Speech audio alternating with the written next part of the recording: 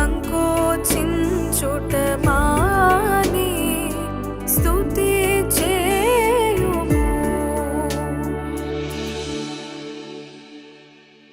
ఏమీ లేనప్పుడు సర్వము కోల్పోయినా, నా అనుకున్న వారే దూరమైన, సన్నిహితులే మాటలతో గాయపరిచిన, శరీరమే కృంగి కృషించిపోయిన, విసుగక దేవుని యందు నిరీక్షణ కలిగి, ఆయన నుండి ఏమీ ఆశించక, దేవుని చిత్తం ఇదే అని తలచి, మోకాళ్ళుని ప్రార్థించి, అనునిత్యము స్తుతించి, ఊహించని రీతిలో రెండింతల ఆశీర్వాదం పొందుకున్న గొప్ప విశ్వాసి అయిన యోబు జీవితాన్ని మరిచితివా?